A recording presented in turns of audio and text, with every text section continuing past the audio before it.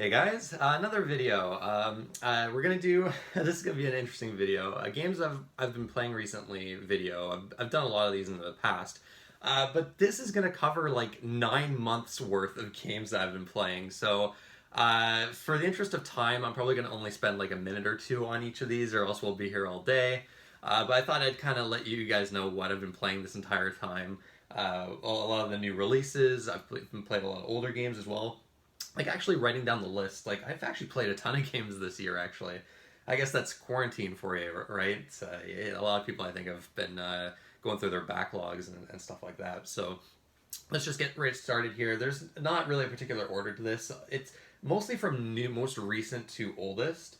So I'll probably start actually with the oldest, and then we'll kind of work our way up. Some of it's out of order though. But we'll start with Deadly Premonition Two. This is not. This is like kind of a more recent game on the Switch. I liked it. It's definitely disappointing compared to the first one.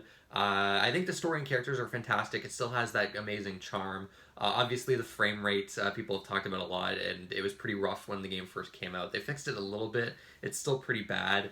The game likes to waste your time with a lot of tedious bullshit, like trying to find stuff on the map that they give you no indication where it could possibly be.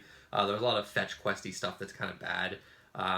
There's also some like I don't know. It's the story's got some parts that are kind of like I don't know, not the greatest. I'm not gonna lie, I was kind of disappointed by Deadly Premonition 2. I still enjoyed my time with it though. I didn't hate it, and I don't think it's as terrible as the reviews would have you believe. But yeah, Deadly Premonition 2, not really the best, especially since I was really looking forward to it. The first game is still one of my favorite games ever. I really love that game. I'm a pretty big fan of Swery's work. Uh, Legend of Dragoon. I went to Japan actually. I think I might have mentioned this on Twitter obviously, but on YouTube somewhere. But I went to Japan back in October of last year. So okay, so this yeah, I was still making videos at that point, but I don't think I talked about the games that I played at Japan on my Vita when there was like downtime or when we were taking the high speed train and stuff like that. Legend of Dragoon is fucking terrible. I cannot believe anyone likes that game. It's slow, it's ugly, it's bland. The characters and story aren't interesting at all. The battle system has a cool idea behind it, but execution wise, I think it's just lousy and it just ends up being extremely slow. And they don't really do a whole lot of interesting things with the timing based element of the battle system. I think we've seen that done a lot better in a lot of other RPGs. I didn't think the music was that good. The random encounter rate was just fucking ridiculous in that game as well. It just feels like a very like I don't know. It's like a studio's very first like JRPG. It kind of almost reminds me of the Tokyo RPG Factory games, where they're just like very pale like imitations of like classic JRPGs.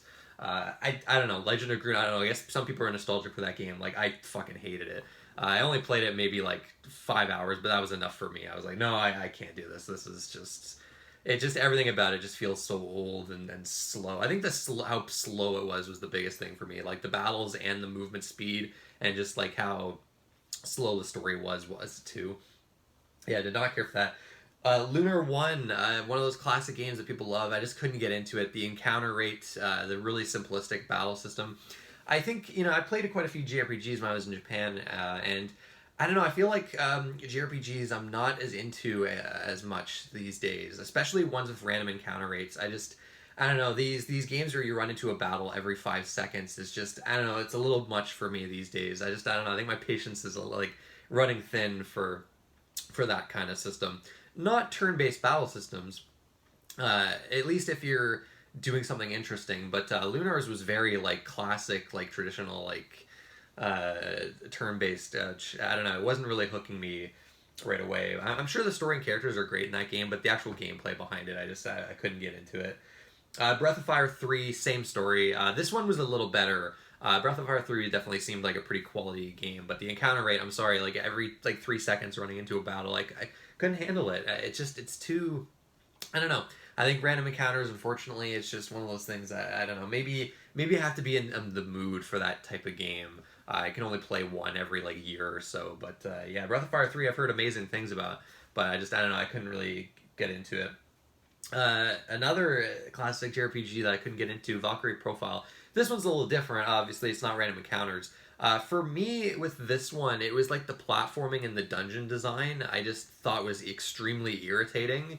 Like some of the puzzles and platforming in this game, I think was like just really awkward and just extremely off-putting. And the controls are just not that great for the kind of demanding platforming that the game expects from you.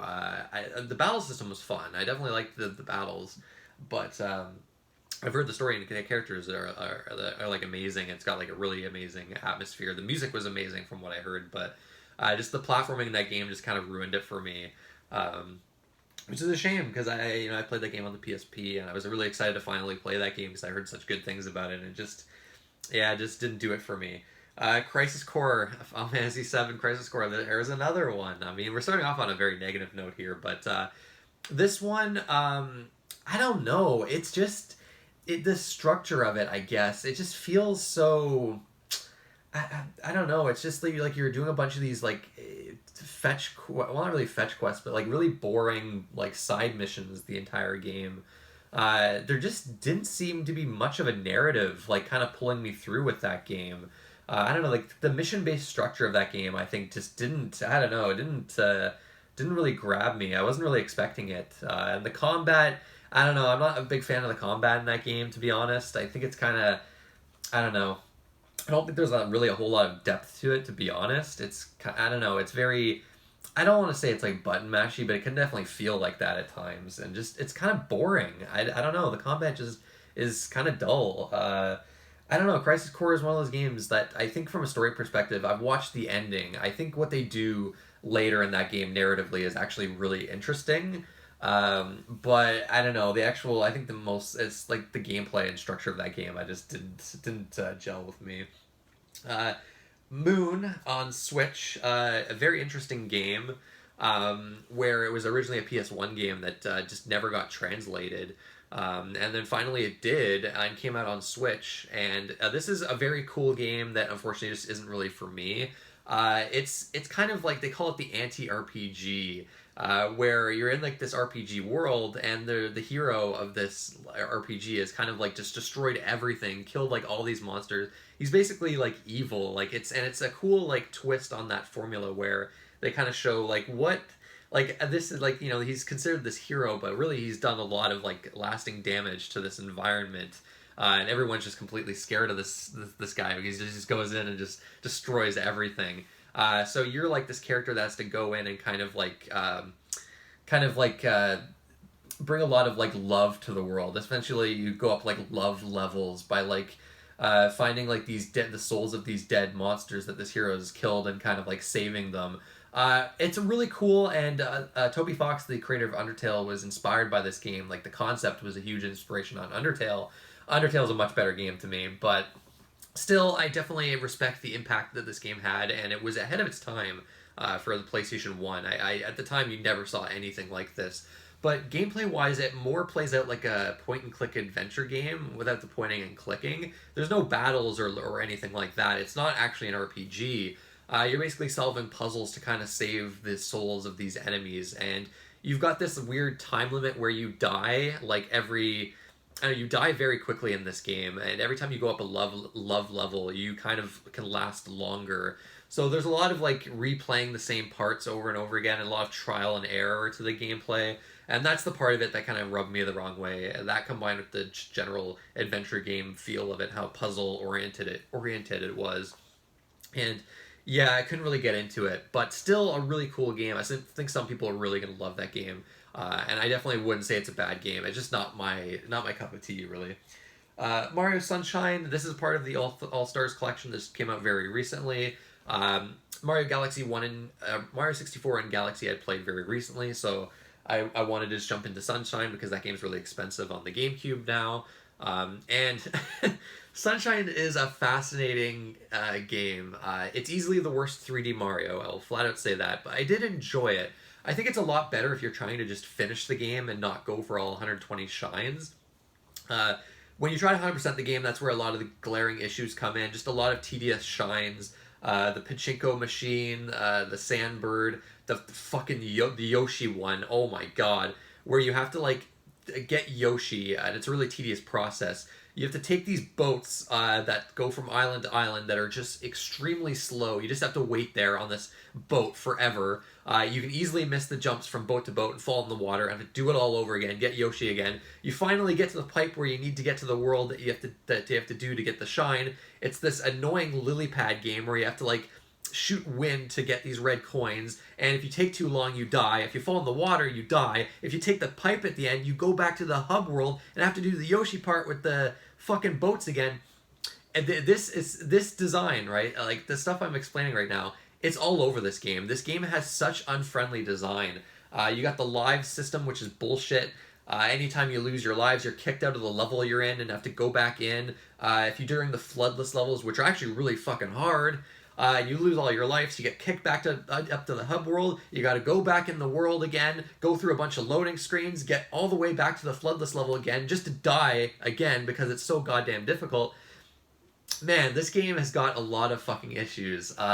Yet I can't deny how much fun I had with the game for the most part. The controls are amazing. The stuff you can do, some of the technical stuff you can do with this moveset is crazy. Watching a speedrun of the game really made me appreciate it more. The bosses are fun. I really love what Flood adds to the movement mechanics. Using it as a hover ability is really cool. I think when the game's just trying to be a genuine platformer, it's a ton of fun. But there's a lot of like these issues that hold it back for me that keep it to being the worst 3D Mario. Still liked it though. I still think it's worth playing. I mean, it's a Mario game. You're still gonna get some enjoyment from it. But man, some of the design in it is just super unpolished for a Nintendo game, which really surprised me. Paper Mario Thousand Year Door, I borrowed this from a friend for the GameCube. Masterpiece. Like, one of my favorite games. I loved it back when it came out. I love it even more now. And playing another game before it made me like this even more.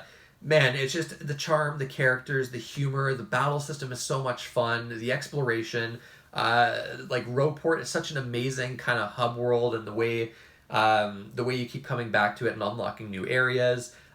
Chapter 3, that whole like kind of like arena chapter. The arena is like this cliche thing in RPGs, and Thousand Year Door makes that so interesting. It takes that cliche and kind of turns it on its head and kind of gives you like this mystery storyline around it that's like super engaging.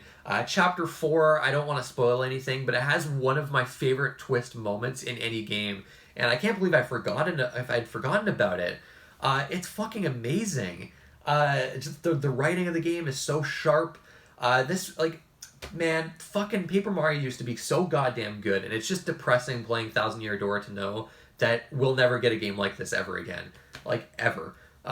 Yeah, it's a classic, a masterpiece, a must-play, and it's really frustrating that still the only way to play this game is on the GameCube, and it's actually getting expensive now.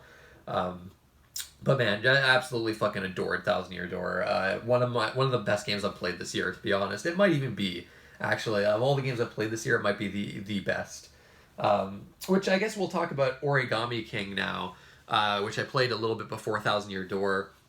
And I tried to go back to it again. I borrowed it from a friend after I traded it in to get back into it, and I couldn't. I hate it. I fucking hate Origami King. I know a lot of people love it.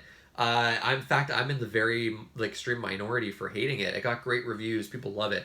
I'm sure the writing and the charm to it and the characters is fantastic, and like the exploration, like that part I really liked from what I played.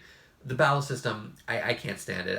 It is one of my least favorite. Like, if you can call it a battle system, really, it's more like puzzles that you have to do every time you encounter an enemy, and they're just extremely repetitive and just not fun at all.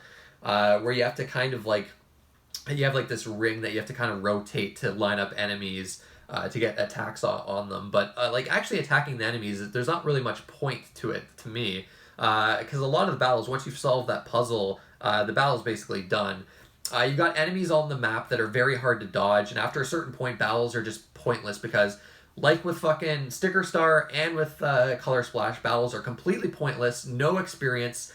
Coins that you get showered in coins from exploring the environments anyways. You're gonna have way more coins than to know what to do with. So why force me to do these battles The boss battles, I think, are a little bit more interesting. They're still really tedious and filled with trial and error. But it's just, yeah, these pointless battles that just waste your time and aren't fun whatsoever, and just constantly get in the way of the good parts of the game. I dropped it like 10 hours in. I was like, fuck this. I hate that game. I hate the direction the series has gone in. Paper Mario is dead to me.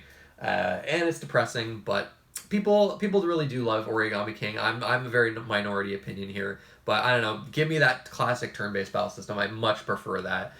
Playing Thousand Year Door just made me even more depressed after Origami King, because Thousand Year Door is so much fucking better in almost every way. Anyways, enough of the ranting. I don't know. It's depressing. It's the most depressing thing in gaming for me is what they've done with Paper Mario. What they've like, they just butchered that series. It's not what it is. It's not what it used to be, I guess. And that's kind of, I guess, the direction they want to go in, but whatever. Anyways, moving on. Terra Enigma, I played this on the Super Nintendo Classic. I heard great things about this game. It's okay. I don't know. It didn't hook me enough to really get into it. It's kind of like a hack and slash like action RPG. I do like it better than the other Quintet games, Soul Blazer and Illusion of Gaia. But the beginning is kind of weird in this game. But I don't know. Something about it just didn't quite hook me. Like, it's okay. It's not bad. It's just nothing about it really kept me wanting to play it to the finish. So kind of dropped it like 5 hours in. Again, like, it's another like highly praised game that I just couldn't get into. Another JRPG. I don't know. I feel like maybe JRPGs, I'm just like not in the mindset for them recently. Zelda BS. I played this on the Super Nintendo Classic too.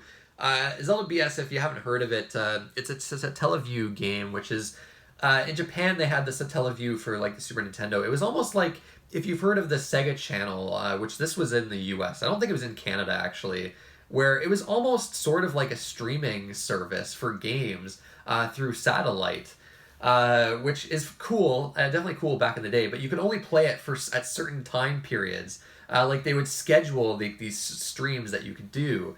So Zelda BS was a remake for the Satellaview in Japan, a remake of the original Zelda done with like kind of like Super Nintendo style graphics. And basically people have kind of been able to stitch the game together of all the different parts that got streamed and made it like a full game. And it's really awesome. I think it's like the best way to play the original Zelda to me. They did reduce the difficulty though a lot. If you like the hardcore challenge of the first game, you might be disappointed. This one's extremely easy compared to the original Zelda.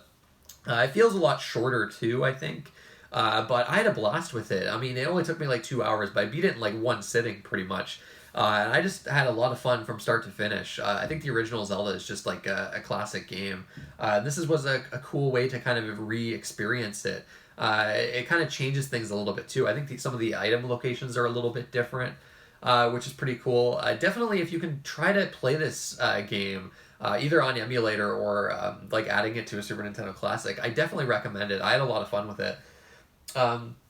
Parasite Eve 2. This was one of those games that I wanted to give another chance to, because I've recently gotten into tank controls. I actually really appreciate and enjoy them now. But back when I played Parasite Eve 2, I kind of hated tank controls. So I wanted to give this game a shot. I love the first Parasite Eve. It's one of my favorite PS1 games. I finished Parasite Eve 2. I actually did finish this, so I guess for the most part I kind of enjoyed it. I mean, if I didn't enjoy it, I probably wouldn't have finished it. It's got problems. It's definitely nowhere near as good as the first game. I think the first half of the game is actually really strong, especially when you're in the dry field area of the game. I think it's actually a pretty cool survival horror RPG mix. But then the second half of the game, it kind of falls apart with like really annoying enemies, a lot of like irritating backtracking, and then just some really annoying bosses. The final boss in this game is fucking bullshit, man. Like, he has this attack that's so hard to dodge, and basically is a one-hit kill if you don't avoid it. And man, it took me a lot of tries to beat the final boss in this game. It was a nightmare. The story is just a complete mess. It's almost like nonsensical, to be honest. Even though I wasn't a huge fan of the story in the first game. But yeah, it's this interesting survival horror RPG blend that I haven't really seen before. It's a unique game, I'll give it that, and that's maybe why it kept me playing it, because I really hadn't played anything like this before. And I know that gets a lot of points for me, but yeah, there's a lot of frustrating moments to it, and I do think it gets kind of shitty in the second half, unfortunately. If you like tank control survival horror games, I think it still might be worth checking out, though. I think it's just such a fascinating game, and yeah, we've never seen a game quite like it since its release. Dino Crisis 2. Actually, I played Dino Crisis 1 as well. I forgot about that. Dino Crisis 1, I hated that game. Didn't like it. It's just really annoying puzzles. And it's honestly probably one of the hardest survival horror games I've played. It's ridiculous, actually. I couldn't get very far in that game. Like, it's actually way harder than any of the old school Resident Evil games to me. Like, the enemies just completely destroy you, and they're extremely fast. Like, way too fast for what the controls allow, I think. But also the puzzles. The puzzles I hated in that game. I thought they were very irritating. Dino Crisis 2 is very different, though. You still have the tank controls, but it's like an arcadey action game where you're trying to get as much points as possible, and you're just kind of blazing through these environments. Some light puzzle solving elements, but not too much.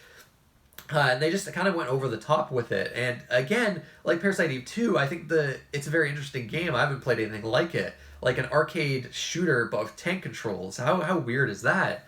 It's a very short game, but I really enjoyed playing through it, actually. I think Dino Crisis 2 is easily it's actually probably the only good Dino Crisis game, if we're being honest. I think the first game is bad, and then the third game, I mean, well, let's not talk about the third game. Moving on, Star Wars Jedi Fallen Order. I feel like I might have talked about this, but maybe not. It's okay. I don't know. It's a Star Wars game with kind of Dark Souls-esque combat and Metroid Prime style map with like Metroidvania style exploration. I don't know. It's okay. It's kind of like a jack of all trades, master of none kind of game. Like all the games it borrows from are better. I didn't like not being a Star Wars fan. I didn't care about the story and the characters or anything like that. But I don't know, it was fun for what it is. Trying to 100% it was a bit of a nightmare. Just the way you had to backtrack through some of those environments is kind of But I don't know, it's okay. Subnautica, not too big into that game. These like crafting like survival games I can't get into. There's so many of them these days. Subnautica is a little bit more interesting, like purely because of the environment. And it's a little bit more story driven. You can actually like finish it. It's not a game that kind of lasts forever. But I don't know, these open world survival crafting games that I can't get into them. It's just not my thing. Medieval, the remake on PS4. I played this game on the PSP, which was it was more like a remaster, I guess, of the original PS1 game. It's okay. I don't know, it's a bit weird. It's a little clunky.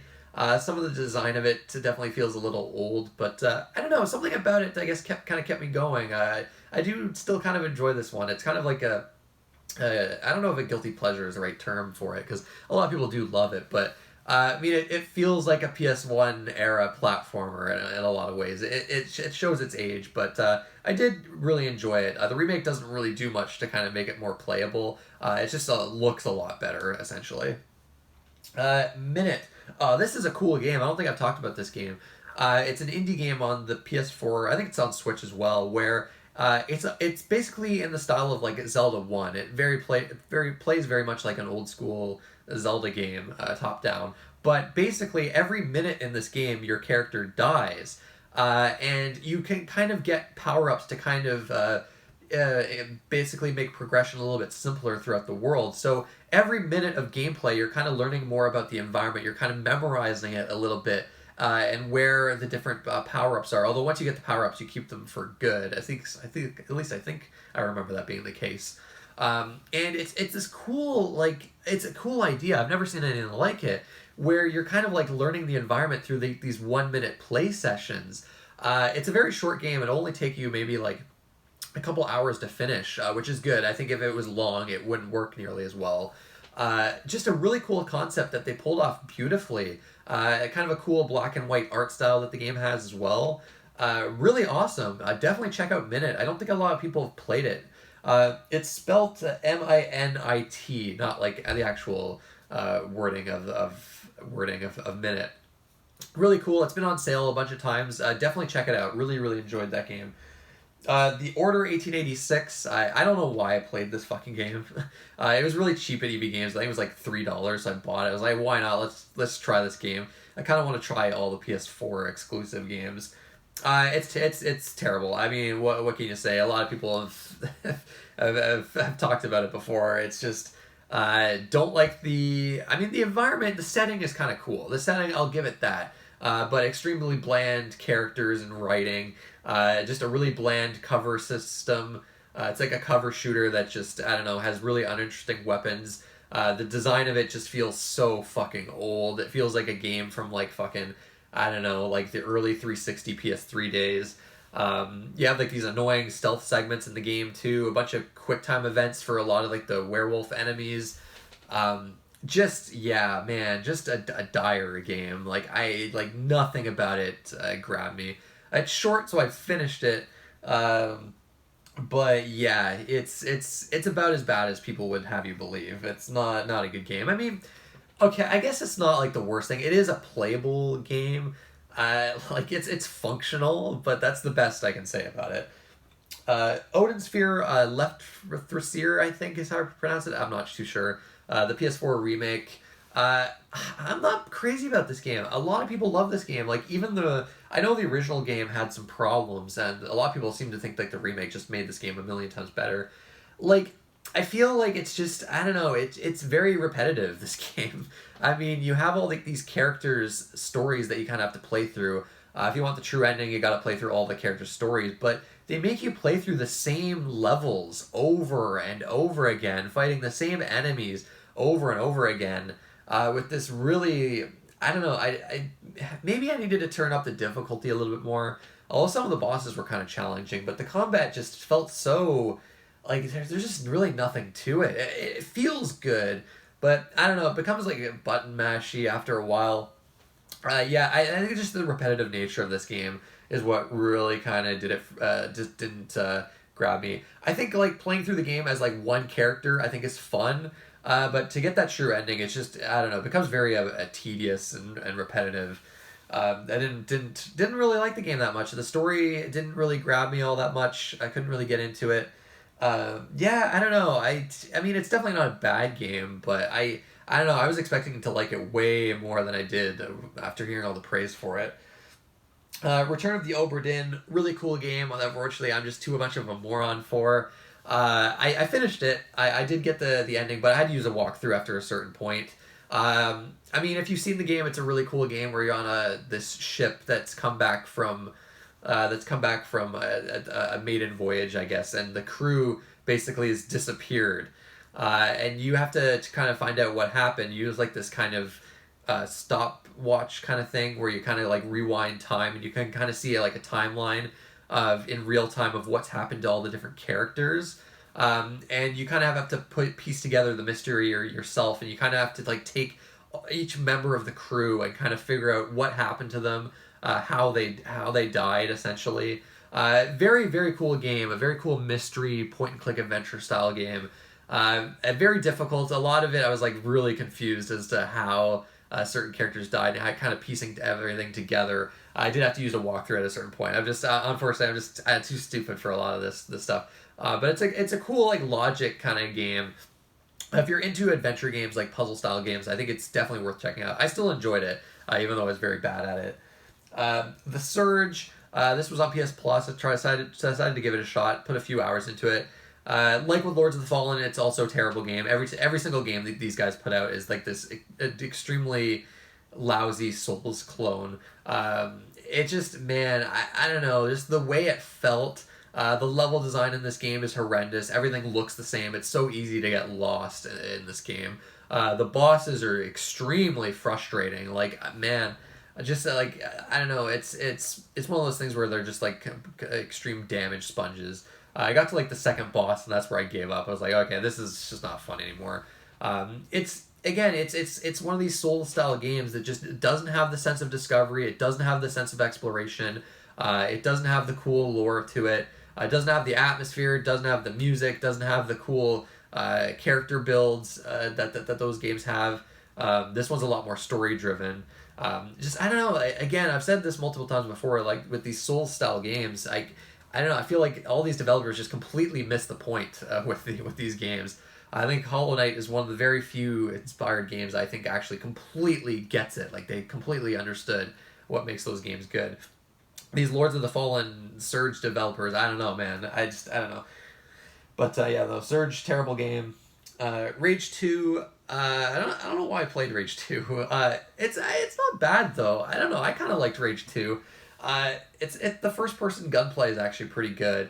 The open world's kind of a waste. I don't know. It's a lot of like driving back and forth through like this empty open world filled with like, you know, your typical Assassin's Creed style markers on a map. But I don't know. I think the gunplay was so good that it actually kept me going. It's definitely not like a great game. I don't even know if I call it a good game, but I don't know. I kind of enjoyed my time with it. I didn't mind Rage 2. Days Gone. I don't know. Another game I'm not sure exactly why I played.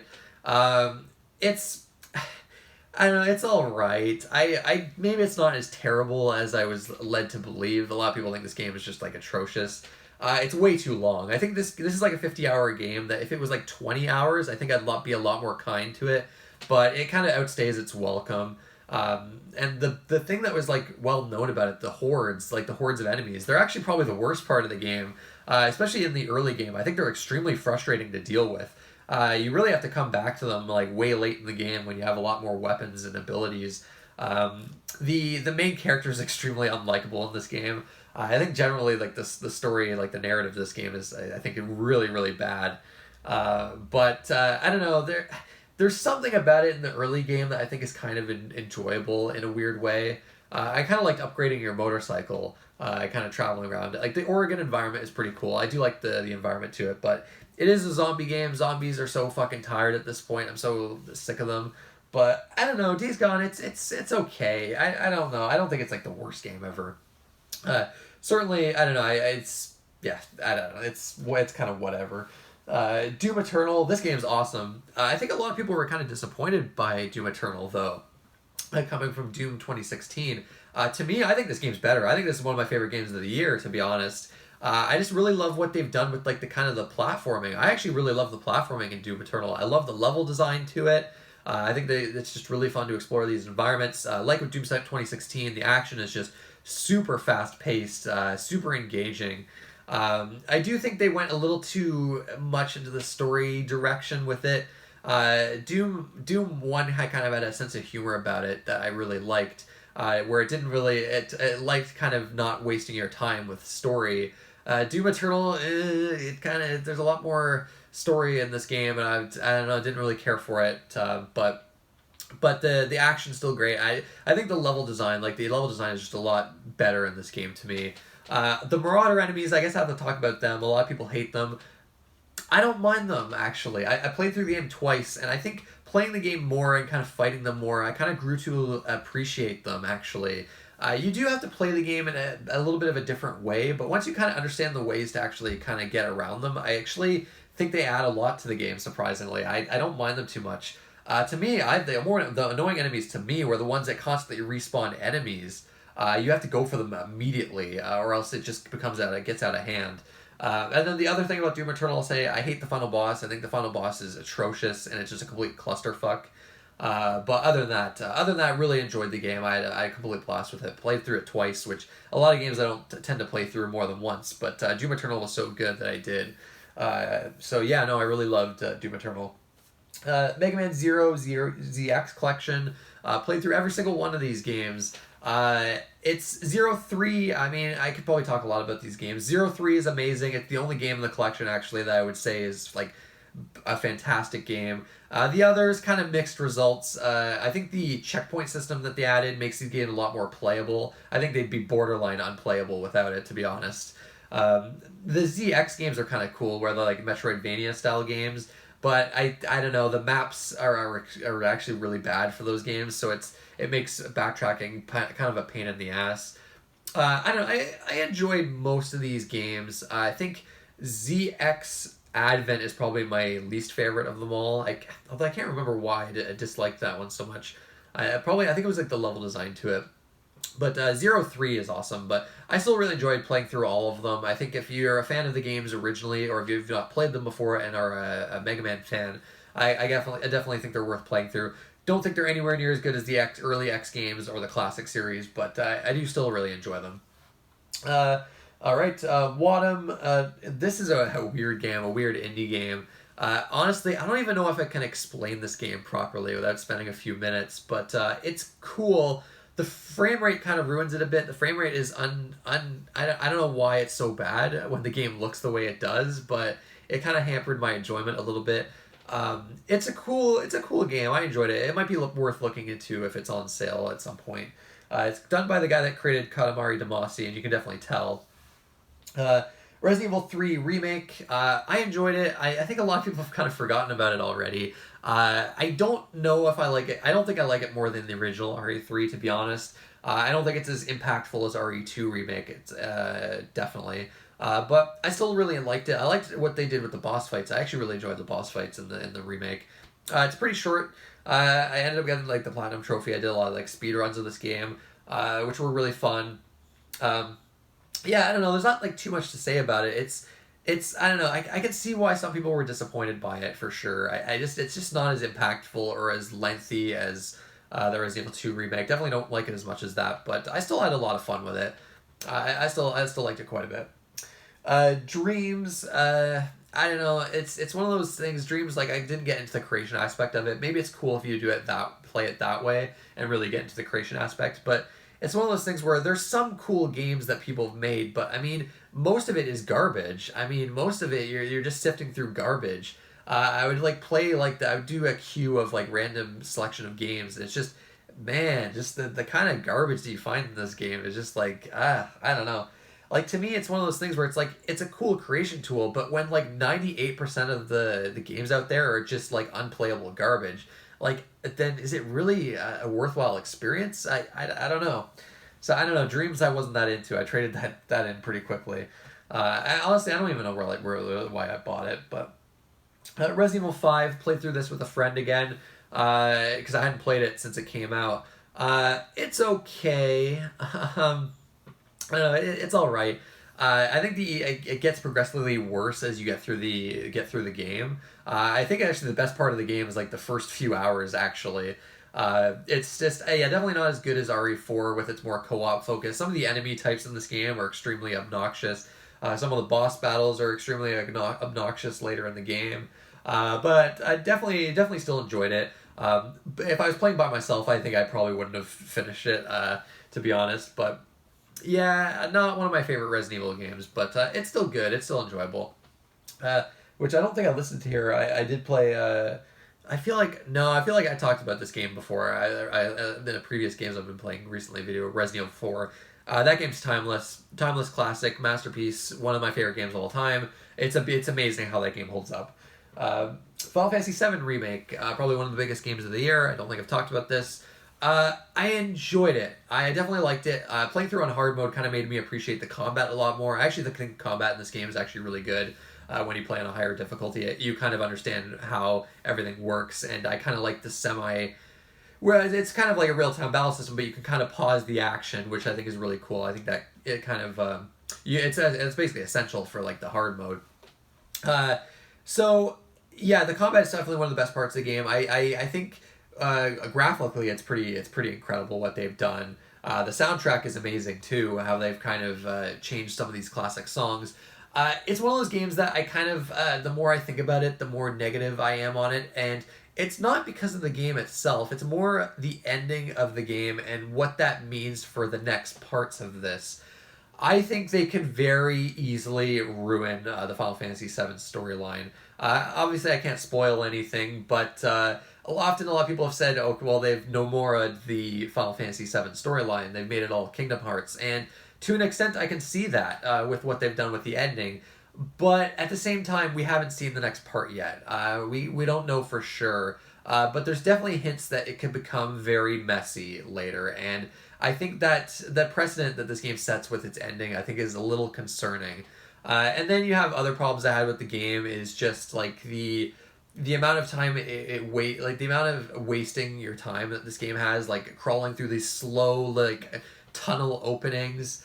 A lot of the mini games I thought were kind of obnoxious, and I don't know, the end game gets a little tiring. There's an end dungeon in this game where you have to like kind of like push these switches to like unlock new areas. I think it's been a while to play it, but that last dungeon in this game is just really tedious, and especially going through it a second time is just not very fun to me.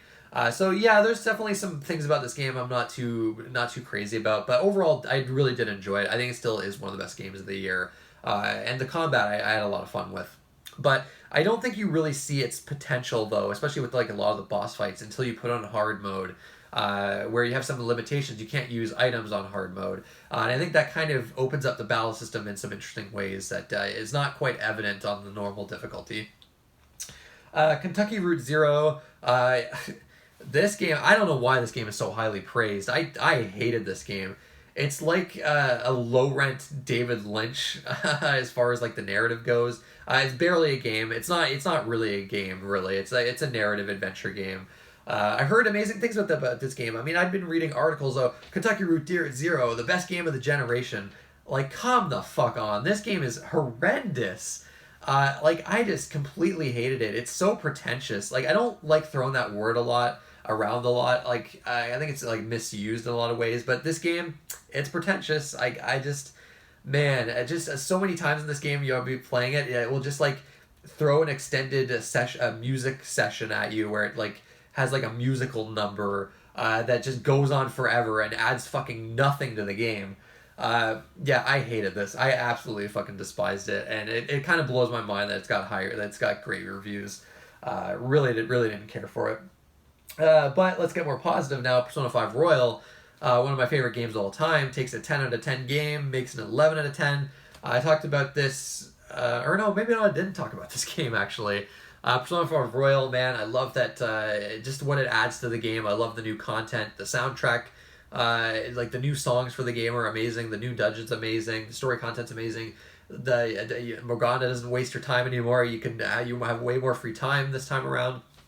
I don't want to get into it too much, but I loved going through this game again, spending another 120 hours playing the game. Brilliant, man. Persona 5, it's just, man, one of the greatest games of all time to me. Okay, moving on, man, still a lot of games left. This is probably going to be an hour-long video. Gris, a fun little platformer adventure narrative game. I liked it quite a bit. I thought it had a surprising like narrative to it without having like any, like, there's no dialogue to it. But it still told an interesting, sad, kind of tragic story that I really liked. And some of the platforming, like gameplay-wise, it's not like a lot of these indie platformers where there's like actually not much platforming in it. But this one's got some pretty tricky platforming, especially later on. So, yeah, Gris is a cool game. I think it's definitely worth checking out. Amazing art to it. Really love the visuals to that game. Metal Gear Solid 1 through 4. I had a little bit of a Metal Gear Solid marathon. These I might leave further details. I might do a Metal Gear Solid series review since I've played 1 through 5 now. But we'll do brief thoughts on all of them. Metal Gear Solid 1, I hate it. I absolutely despise it. I played through the entire thing. One of my friends kind of watched me play through all these Metal Gear Solid games. Metal Gear Solid 1, I just think is extremely dated gameplay-wise. I just do not think it holds up whatsoever. Despite the narrative being good, I fucking hate the gameplay. Maybe we'll talk about that later time. I'll get some heat for that one. A lot of people think it's the best in the series. Gameplay wise, I think it's just abysmal. Metal Gear Solid 2, a huge improvement gameplay wise. I actually really enjoyed the gameplay of Metal Gear Solid 2. Theming wise, narrative wise, ahead of its time. I think it does some really cool things with its narrative that I really did appreciate. Yeah, I don't know. I'll talk about this a bit more. Metal Gear Solid 2, really enjoyed. I actually really loved Metal Gear Solid 2. Huge improvement over the first one. Metal Gear Solid 3, it's one of my favorite games of all time now. It's my favorite stealth game for sure. Love Metal Gear Solid 3. It's one of those games where I think Kojima really nailed it, gameplay-wise and narrative-wise. It just, as a whole, complete experience, it worked forever on every level for me. I absolutely adored Metal Gear Solid 3. In fact, adored it so much I went and got the Platinum Trophy, and I finished it 4 or 5 times, I think. I loved it every single time. In fact, I've gotten to the point where I've memorized the structure of the game, and I could actually maybe speedrun the game, surprisingly. Yeah, Metal Gear Solid 3, all-time classic. Absolutely loved it. Metal Gear Solid 4, it's okay. I don't know.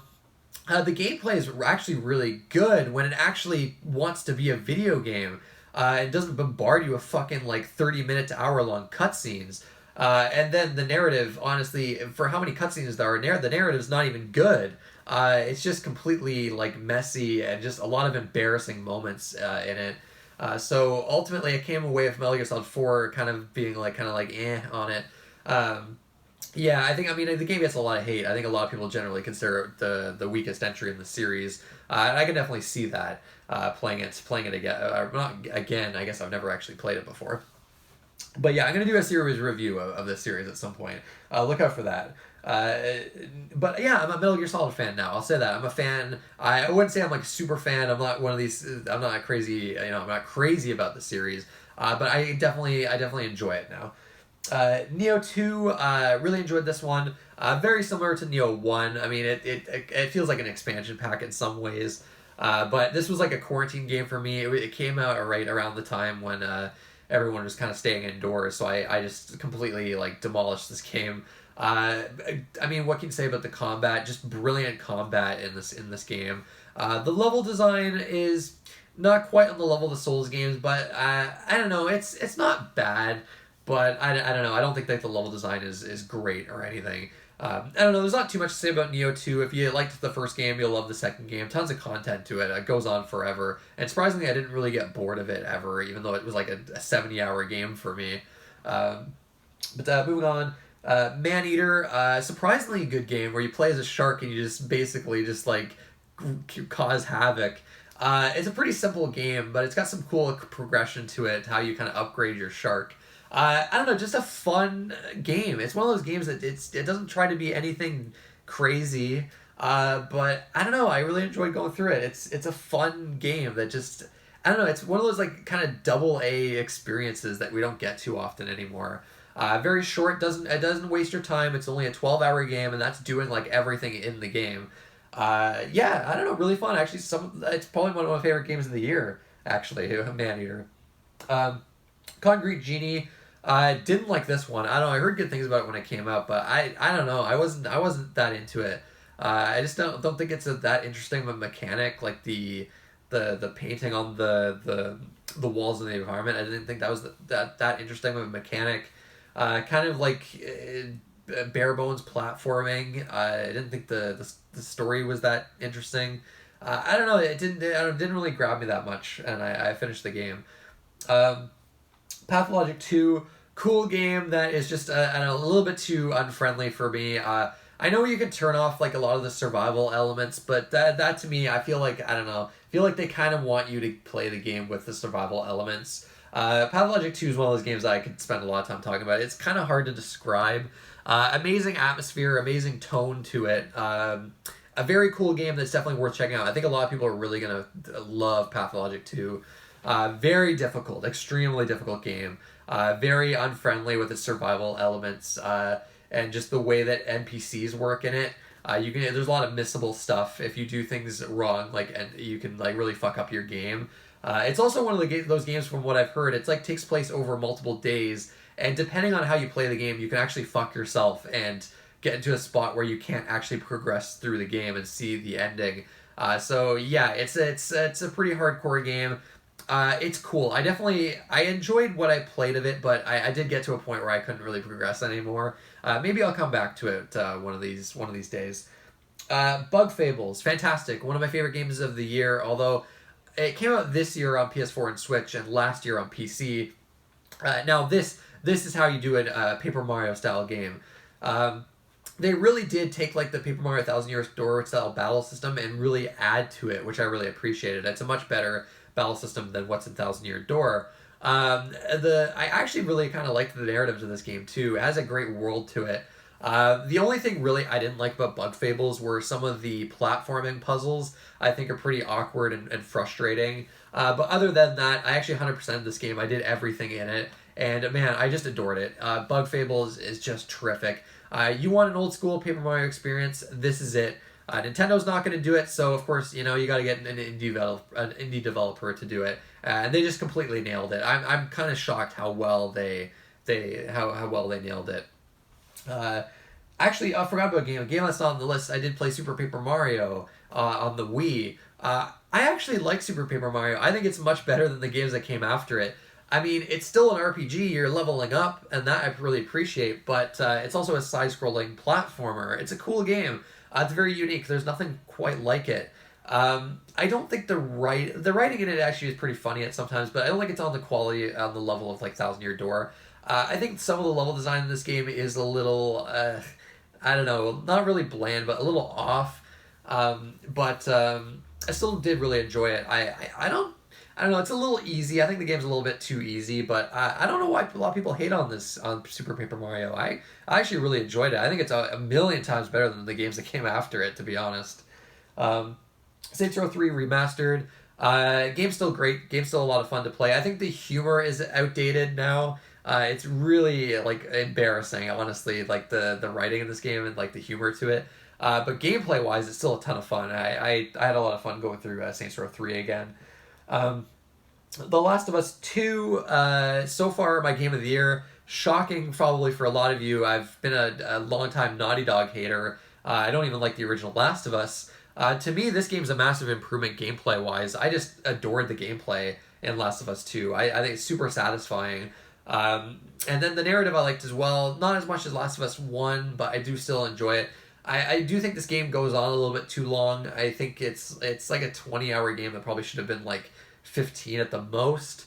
But man, I think the gameplay is what really did it for me overall. Just like the mechanics of it, the stealth to it, just like the crafting elements as well. And then there's a couple moments in this game that actually blew me away. There's one particular moment. It's my favorite moment in a game I've played this year. I can't spoil it for those that haven't played the game yet, but it honestly, it blew my mind. It honestly blew my mind, and I cannot believe it was in a game like this, like a big budget AAA action game had a moment so surprising to me. But yeah, it's one of those games where it's like kind of a complete package for me. It works on pretty much most levels for me, and yeah. I think it's easily Naughty Dog's best game. I think they did a fantastic job on this. I feel like they finally focused on making the game extremely fun to play and really focusing on how it felt, how satisfying it was to feel the game feel to it. Okay, moving on. SpongeBob, the remaster of Battle for Bikini Bottom. I don't know. It starts off pretty good, but some of the later levels are just abysmal in this game. I can't believe some of the later levels in this game, like how annoying they are. Yeah, I mean I don't know. It's an okay Mario 64 style platformer. A lot of people love this game. I mean, it's good for a licensed game. I'll say that, but I don't know. I don't think it's anywhere close to a lot of the games in this style. Ghost of Tsushima. Or Ghost of Sushima, I should say, one of the bigger releases of this year. It sold like crazy. Mediocre. I don't think this game's that good. I think this game's extremely overrated. Probably the most overrated game that's come out this year. The combat is probably one of the better parts about the game, but I still think it kind of, I don't know, it's not that great. It kind of reminds me of Assassin's Creed in a lot of the ways. In fact, the game in general reminds me a lot of Assassin's Creed, and trust me, you don't want to be compared to Assassin's Creed. There's a lot of things I hated about this game. First off, I think the narrative to it is completely uninteresting and bland. Didn't do anything for me. It's one of those open world games that suffers from open world bloat. Just a lot of pointless stuff on the map, pointless side things to do. The game just loves instant fail stealth sections. I've talked about this before. It's one of my biggest pet peeves in games, and Ghost of Tsushima just loves this shit. It can't get enough of it. It's honestly crazy how half of the main missions in this game, and a lot of the side missions too, are these annoying instant fail stealth missions. The stealth in this game is already extremely lousy and bare bones, and then the fact that they're like, okay, well now you can't get seen. It just takes away all your options, what limited options you had in the first place. Oh my god, just terrible.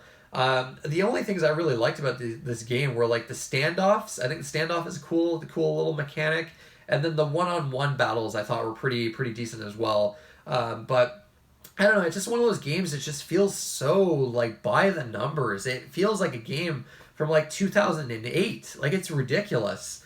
I mean, it looks great. I think that it looks fantastic. I think the way that you kind of have like your breadcrumbs or whatever, where the wind kind of guides you, I think it's kind of annoying too. It's kind of hard to see sometimes, which I didn't like too much. Yeah, I don't know. Ghost of Tsushima, it really didn't do it for me. I finished it, but yeah, I also think it's too long. I like with most open world games, it goes on forever. But yeah, I don't really know where the praise came from with this game. I don't get it. Like, I really don't understand. But anyways, moving on. Remnant from the Ashes. I always heard good things about this game. Couldn't get into it. It's kind of like a shooter soul style game. It seems like a game that you have to play with other people. By yourself, it's just not very enjoyable to me. So I kept the game. I'm still keeping it because I might try to play it with other people. The one thing I noticed that already I don't like about the game is the boss battles. Boss battles that are actually really, you really have to pay attention and really like take your time with them. And there's constantly spawning enemies while you're fighting the bosses. Terrible. Like, who thought of that? Which leads me to believe that it is a co-op focused game, because then you would have other people with you kind of focusing on the other enemies as well. But a single player trying to focus on respawning enemies and a boss at the same time is just too much. Like, I don't know. I couldn't do it. So yeah, I couldn't really get into that game. Blasphemous, man, this was a little bit of a bummer for me. I thought I'd be able to get into this game. The atmosphere, the tone to this game, fantastic. The art to this game, amazing. The music, how like the sense of dread that this game has. It has like a setting and tone to it that I've never seen before. And then they ruin it by having just some of the most obnoxious level design I've ever seen in a Metroidvania style game. So I got to the one level where you're in the mountains, the snow style level. Some of the most obnoxious level design I've ever seen. You've got Ninja Gaiden knockback combined with these annoying fucking enemies all over the place, knocking you back. These annoying ass climbing sections, and then wind that you have to wait for as it goes, like the wind pushes forward and back. So you're doing like these annoying platforming sections with this wind while you've got these enemies constantly trying to attack you with knockback that knocks you back different parts of the level, and you have to climb back up again. It was so infuriating. I felt like throwing my controller at the TV. And I was just like, okay, if the level design is this bad already, I don't even want to know what the rest of the game is like. So you combine that level design with the soul style system, where if you lose your souls, you got to go back and get them again, sort of. Well, not really. Your currency you don't lose, but you lose some of your meter for your special abilities. So you've got to go back to your corpse. So it adds just a lot of like needless backtracking to the game that was just obnoxious. There's not a lot of fast travel points to the game from what I saw. It just, I don't know, the design of this game is just extremely irritating. It really put me off. Which is a shame, because the rest of the game seems so fucking cool. So yeah, I don't know, big disappointment, Blasphemous. Streets of Rage 4, really cool beat 'em up. I really enjoyed playing through this with a friend. It's got a cool combat system to it that's a little bit more in depth than I was expecting actually. So yeah, not too much to say about Streets of Rage 4. It's just a really fun beat 'em up that looks fantastic and sounds fantastic as well. Really lives up to the old Streets of Rage games. Another beat 'em up, Battletoads. Played through this with a friend at his place on Xbox One. This game, it starts off strong. I think the combat in Battletoads is actually really good. Like, I actually really liked the combat in this game. It's a lot more depth to it than you would expect. It just feels fantastic. Unfortunately, in Battletoads fashion, the game likes to waste your time with like obnoxious motorbike sections, obnoxious platforming puzzle sections later on, a lot of like these space shooter sections that go on forever. It's variety for variety's sake, and a lot of it just doesn't work for me. I think if Battletoads was just kept trying to be a beat 'em up, but with some interesting levels thrown in, like the space level, like have one space level, not have four. Have one platforming puzzle level, not three. Like, it's just, I don't know. I think the level balance in this game, I think, is completely off. Although some of the mini games in it are actually pretty enjoyable and pretty unique. I think Battletoads, you know what? I did enjoy it playing through with a friend. It's surprisingly good. I was expecting this game to be horrible, and it is actually pretty decent, but it could have been better. It could have been actually one of my favorite games of the year if they got rid of a lot of like the filler kind of stuff, and were more confident with the beat 'em up stages, because they're like the best levels in the game, and there's only like 5 of them. This game's got like almost 30 levels, and there's probably like 5 or 6 beat 'em up levels. How crazy is that? Man, my throat is getting dry now. So much talking here. This video is going on way longer than I thought, but we're almost done here. We're almost at the end. Try to go through these quickly. Fall Guys, one of my favorite games of the year. I still come back to this periodically. A ton of fun. It's just another blast when you're playing with friends. I played with Danny Devil May Pie here on YouTube quite a bit. We've had so much fun playing it. It's one of those games that there's not a lot of games that like I can keep coming back to, like my comfort food game. Fall Guys is one of those games. It's at my top of my list for the game for my game of the year. It turns out if you take that battle royale formula and don't make it a fucking shooter like every other game like this, it's a ton of fun. It's like a wipeout contest kind of game with other players, platforming obstacle course kind of game, and it's. Sorry guys, video cut out there, but Fall Guys, awesome game. Moving on to Tony Hawk 1 and 2, the remaster that came out recently. The time limit kind of ruined this for me a little bit, the 2-minute time limit. I didn't play these games growing up, so I don't know these maps. So it made it kind of frustrating trying to get the collectibles and do some of the goals. I think I definitely prefer Tony Hawk 4 and Underground, the way that those games didn't have time limits. You had more open structure to the game. Now if they do remaster of those games, I'll be all over them. Then moving on to Plague Tale and Innocence. Probably the worst game on this list for me. I fucking hated this game. It's probably the worst game I've played in the last 5 years. I finished it. I don't know why. My friend let me borrow it. He's like, you gotta play this game. This game's awesome. So I played it, finished it. It's trial and error of the game. The entire fucking game is just trial and error with like the worst stealth mechanic, like the most bare bones stealth mechanics, like no tools available to you to get around a lot of like these situations. You got a mission later in the game that's like a giant 15-minute instant fail stealth section that goes on forever, where you're just like memorizing enemy patterns. And the first time playing it, obviously you're not going to know these patterns. You're not going to know a lot of like these situations you're in, so you're just going to fail instantly. Just the entire game's like this. If you like the controls are extremely awkward in this game too. I was always fighting the controls, and the way with you throw rocks at enemies' heads, it's like half the time you miss, half the time you end up hitting them when you feel like you shouldn't have. And of course the penalty for this, like if you get seen, it's just instant fucking death most of the time, and having to go back to your last checkpoint. They have an interesting setting with this plague that's going on, but they don't make good use of it. I don't think that this narrative or characters are that interesting in this game either. Obnoxious puzzles. I hated the puzzles in this game. There's one particular puzzle that you basically have to do, like a long involved puzzle that you do twice. Later in the game, you have to redo this entire thing. It was annoying the first time, and they make you do it again. Just a very slow, boring game at times too. It's one of those games where you're just slowly walking while you have like narrative thrown at you. I know, the good old walk and talk, as I like to call it. I hated this game. I hated it from start to finish. I hated every single minute of it, and I just, man, the fact that it got good reviews is kind of mind-blowing to me.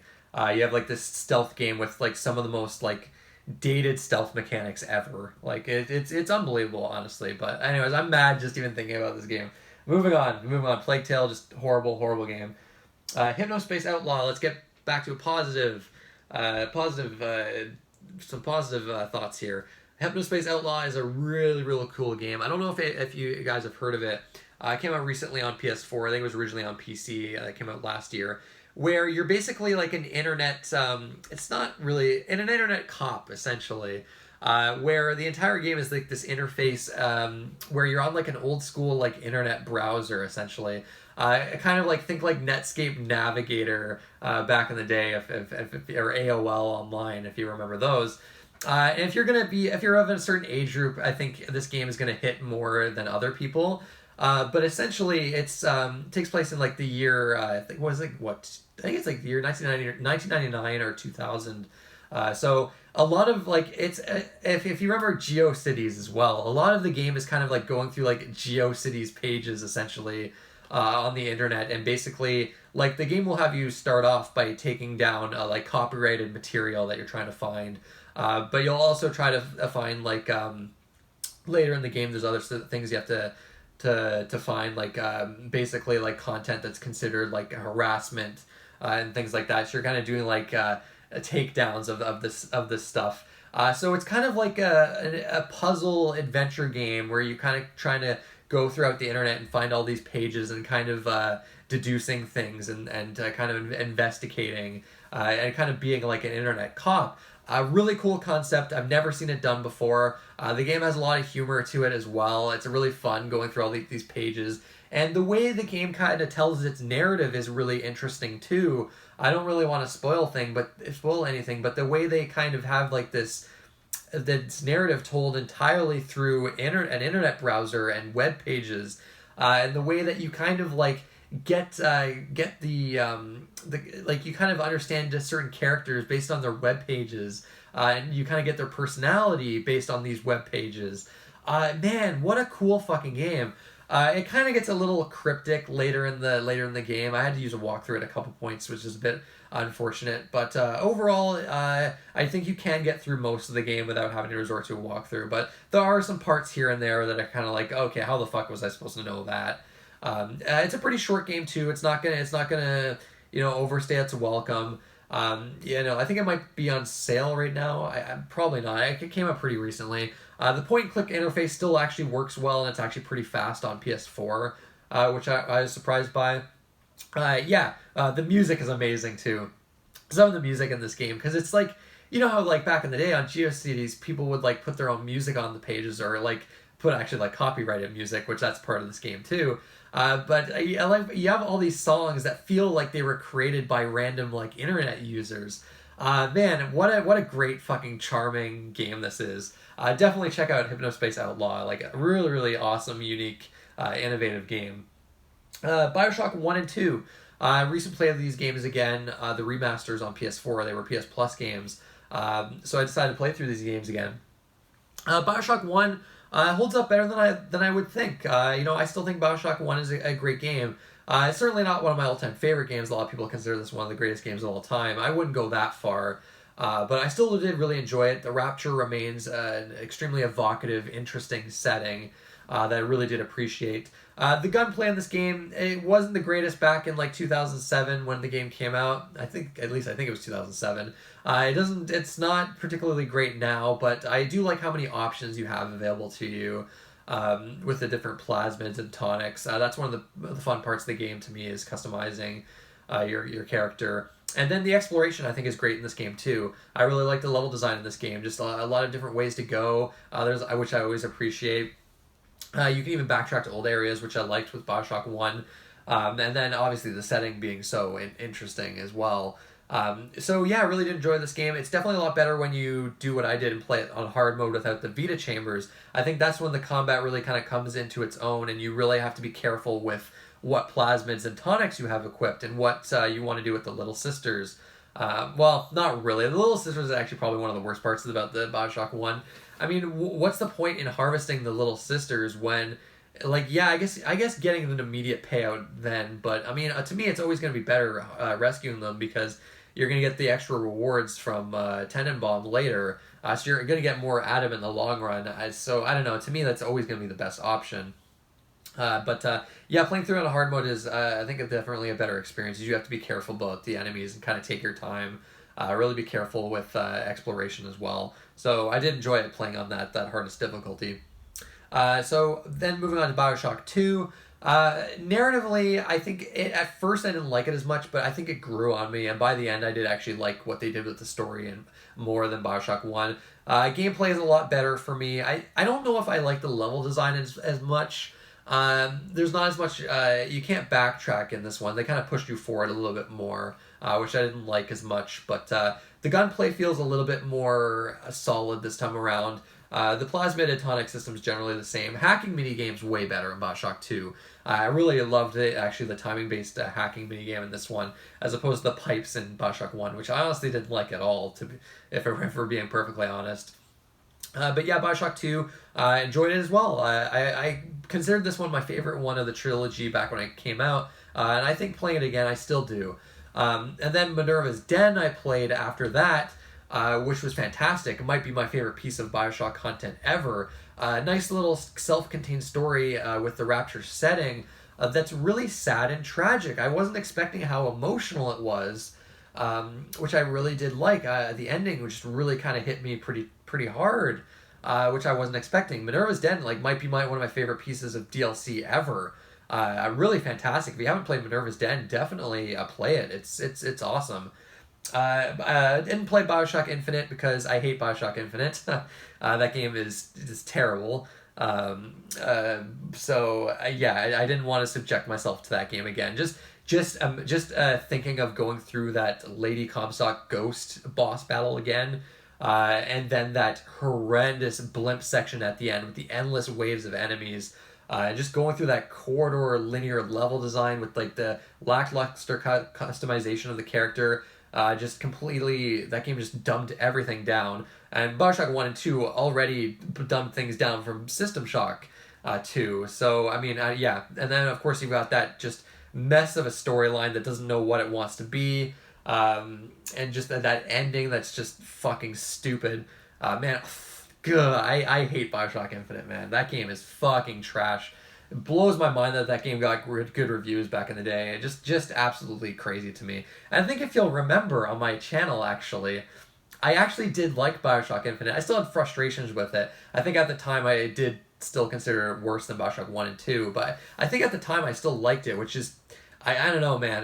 Because I played it years after that, and I was like, wow, how the hell did I ever like this game? Just abysmal. Bioshock Infinite is just trash. But anyways, moving on, Crash 4, and this is the last game on my giant list here, and this is what I'm playing currently right now. It just came out, and I'm really enjoying Crash 4. I think this game is awesome. The level design is actually, I think, quite a bit better than the original trilogy. The bosses are way better. I love the bosses this time around. The game's very challenging. I wasn't expecting the game to be so hard. I died probably 10 to 20 times on every level so far, and I'm probably only halfway through the game. And then 100%ing it, God help you if you want to try to 100% this game. Man, might be one of the hardest platformers of the past 10 years if you wanted to do that. The flashback tape levels are ridiculous. I'm struggling even beating them, and actually getting all 130 boxes in these levels is crazy, man. I'm really surprised that they actually went for a hardcore challenge this time around. And then the best news of it, no lives.